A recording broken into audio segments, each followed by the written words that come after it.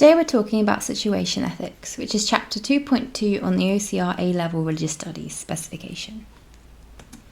So as usual, first just look at these definitions and pause the video to see whether you can define them before we go into them. So teleological ethics, moral goodness is determined by the end or the result. So if you remember, telos means purpose, end or result, and situation ethics is a teleological form of ethics because it focuses on the end and the result and the purpose of the situation rather than the actual acts themselves. Agape love. Now this is a central unconditional love, the only ethical norm in situation ethics. So this is the only rule that situation ethics follows.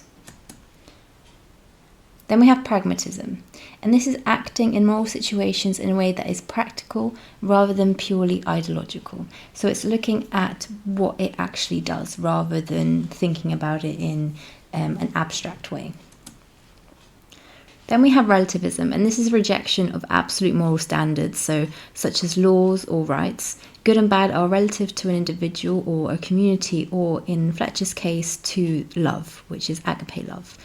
So again, it's very different from things that are absolute. In this way, there is a different right or wrong depending on what the attitudes of the community or the rule of love implies here.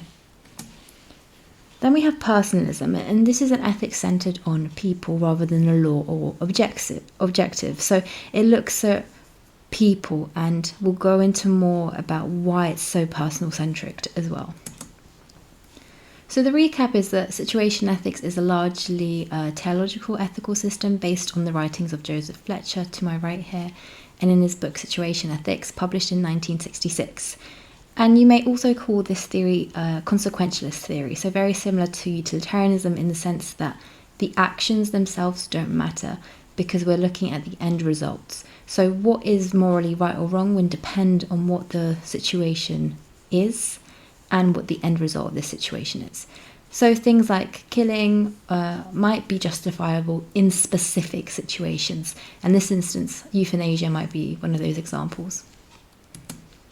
So Fletcher had 3 responses to moral thinking. One of them was legalistic, so this is based on fixed laws. The other one is Antonian, and this means having no laws at all. So very extreme, completely extreme, the other side of the extreme from legalistic. Legalistic having loads of rules, Antonianism having no rules at all.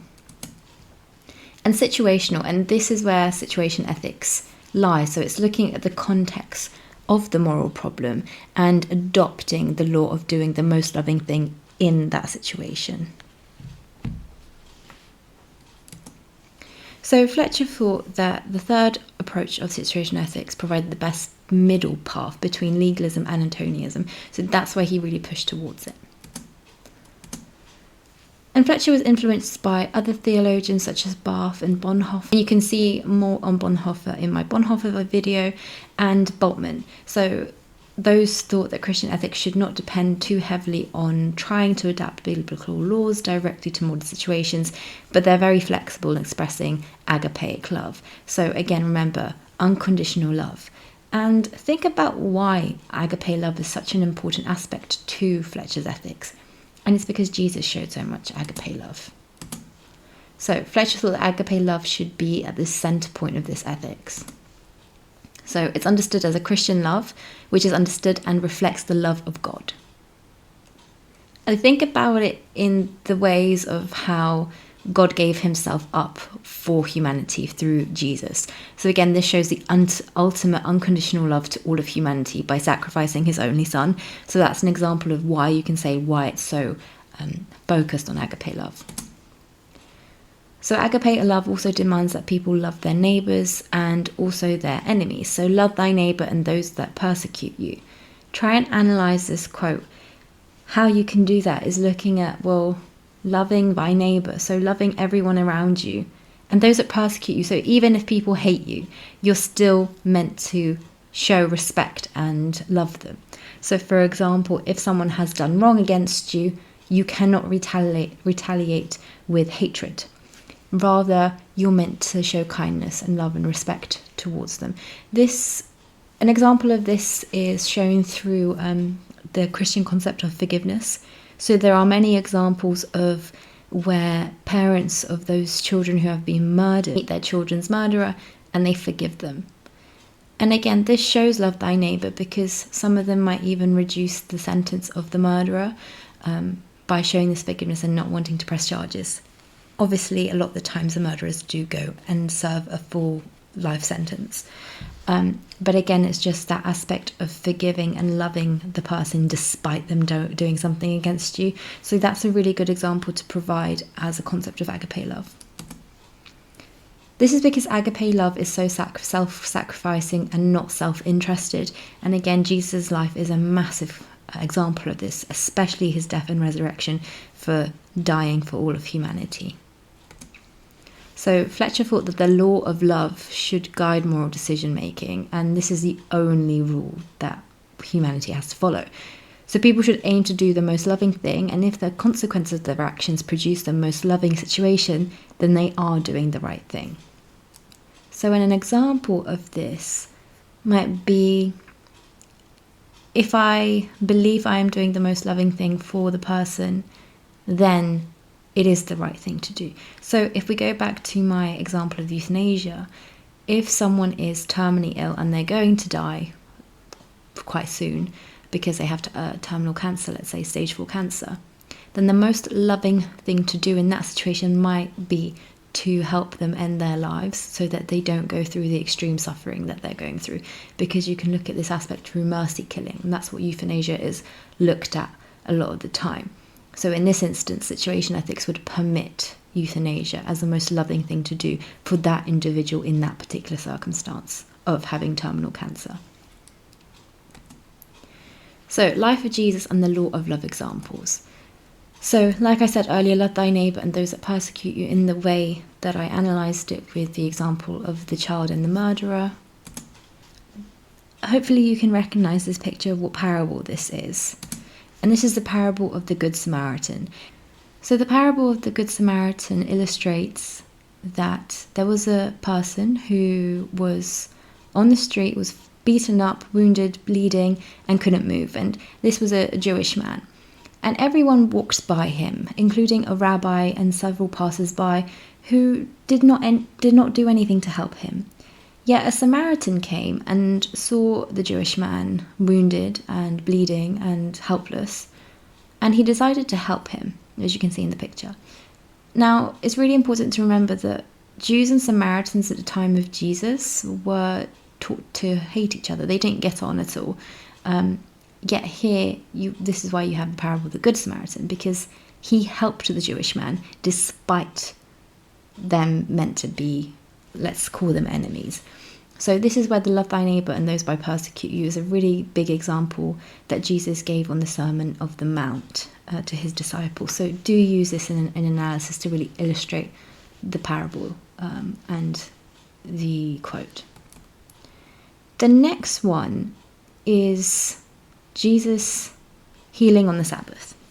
Now, if you know what the Sabbath is, and this is really clearly, so let's start with that.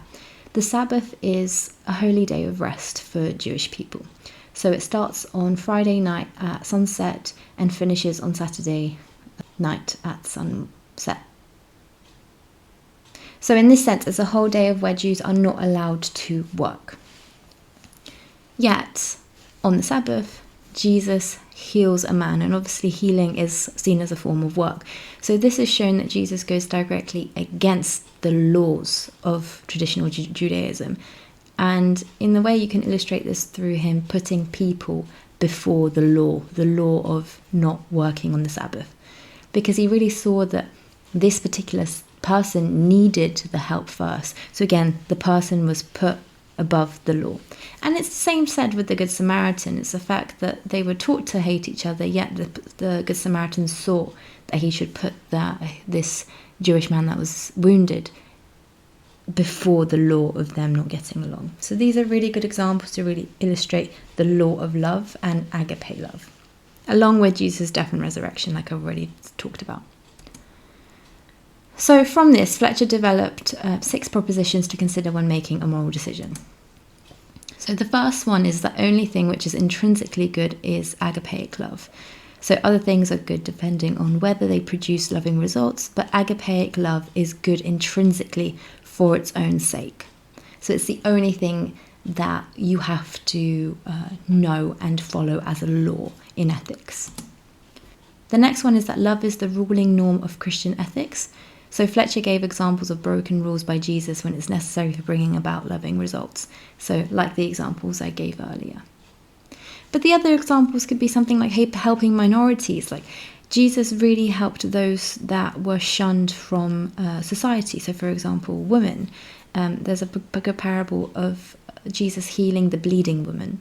So again, she was shunned out and cast out from society because she had a hemorrhage that wouldn't stop bleeding. Yet when she touched Jesus, she was fully healed. So again, that really illustrates his aid to help minorities, despite of what they might be illustrated to be by society. Or another one is Jesus healing lepers and interacting with lepers. So again, leprosy was a disease at the time that really spread and was incurable. And Jesus healed those. So he went, there were a lot of times they were in the outskirts of the city. So he went to the outskirts of the city to help and talk and heal those people.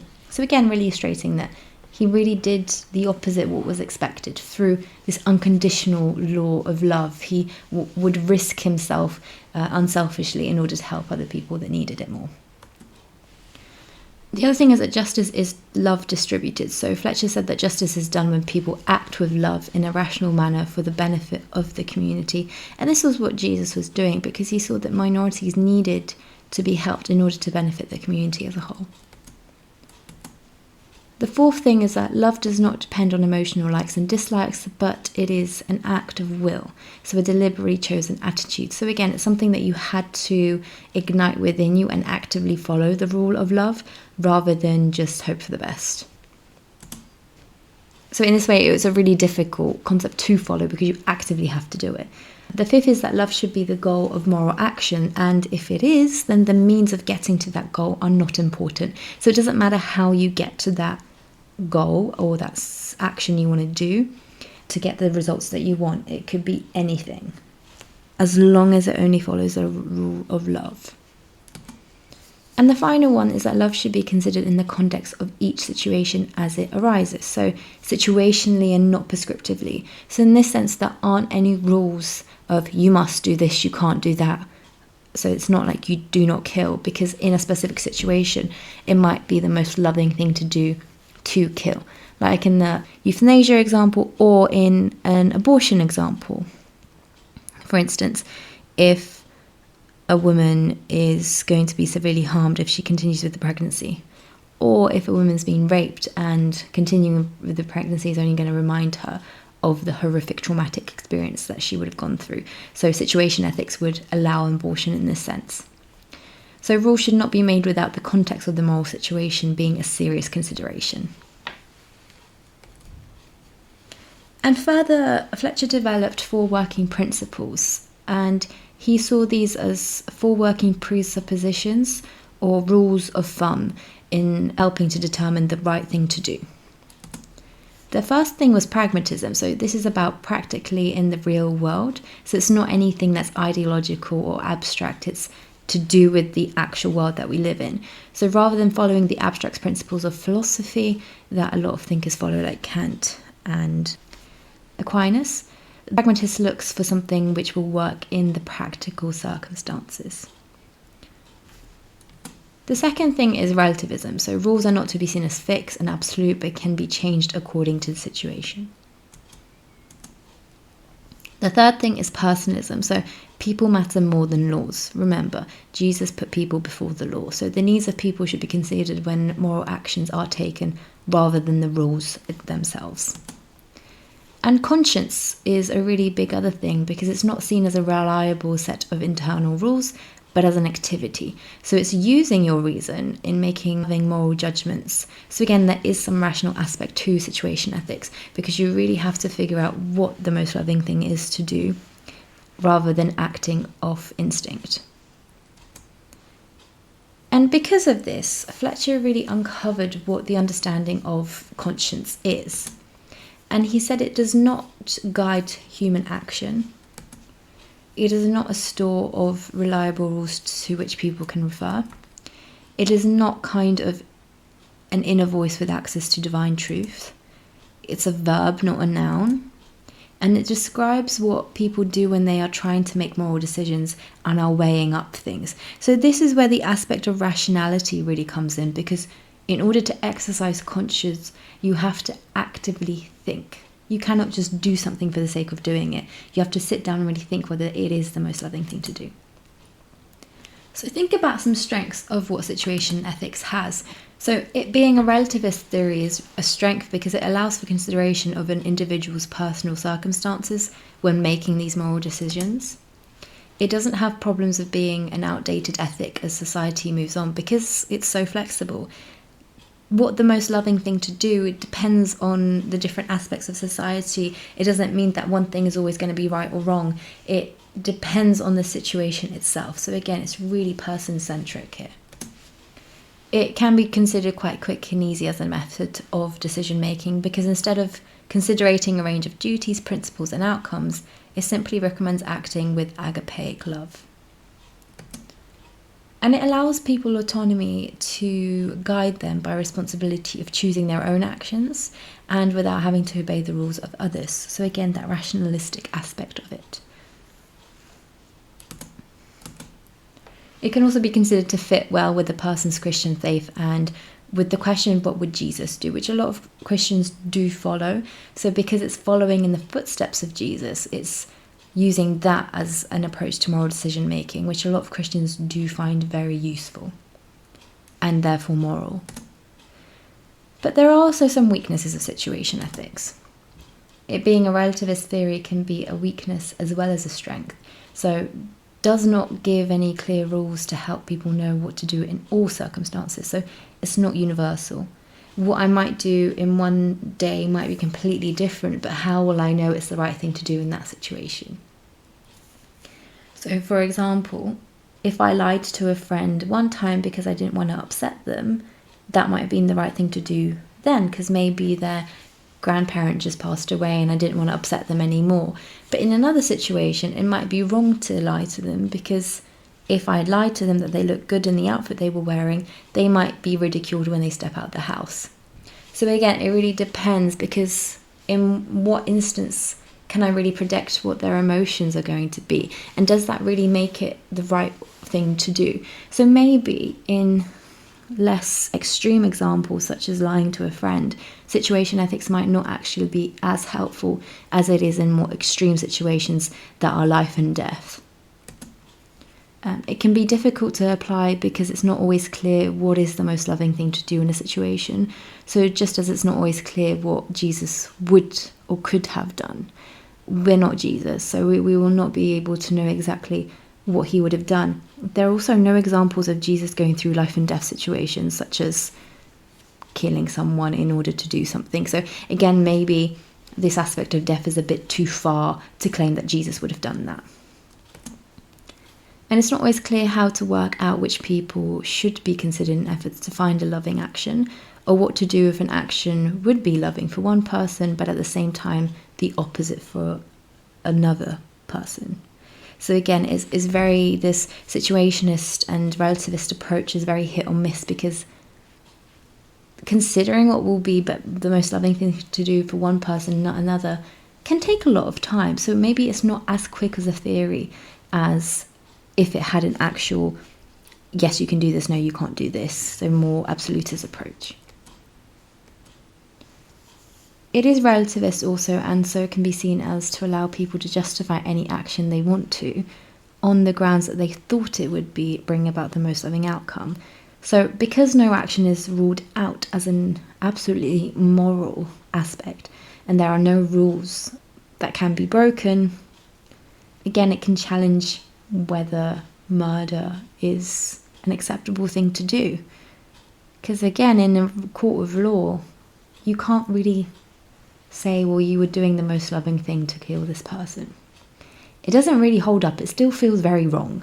And like I said, there's no examples of Jesus ever killing anyone apart from himself, sacrificing himself. But again, that's quite a big ask to ask of people in order to sacrifice themselves and risk their own lives in order to help other people. So maybe it's not as a realistic theory as other ones. So here is your AO1 knowledge. If you can answer all of these questions, you know a lot of the content that you can apply to your questions. Now it's time for some exam practice, because practice makes perfect. The first question here you can try is, how useful is situation ethics as a guide to moral decision making? And here you would start off by going through everything that applied in this PowerPoint. So always remember to define all your key terms, even if you think the examiner should know what that means. Never assume the examiner knows anything. Always pretend the examiner has never read about the topic ever and they're reading it for the first time. So always make sure to define, explain everything, even if you think it's completely mundane and so self-explanatory. Don't assume that. And here, when you go through Agape Love, give the examples that we walked through and illustrate how this might be useful in making moral decisions. And again, then I would reapply all the criticisms and strengths that we went through and applying it to the question. You can also then, as a final paragraph, add a section of a different ethical theory that might be more useful as a guide to moral decision making. Because a major criticism is that there are no rules, so it's very hard to follow what is always the right thing to do. So the relativist approach is sometimes not a strength in this situation. So you can reply with maybe natural moral law or Kantian ethics being stronger. So there you would just explain what Kantian ethics or natural moral law is, give the key points again, analyse and explain the key definitions, and say why it might be more of a useful guide, and then conclude. Or you have this question, so an action is good if it produces the most loving result. And it's very similar to the first question we just went through, but again, it's applying what we've learned to this question. So at the end of each paragraph you write, you would refer back to this question saying whether it is good if it produces the most loving result or not. And again, you can end with a different theory, maybe that another theory produces the most loving result. Thank you for sticking through with this presentation with me, and join me next time for more philosophy, religious studies and ethics.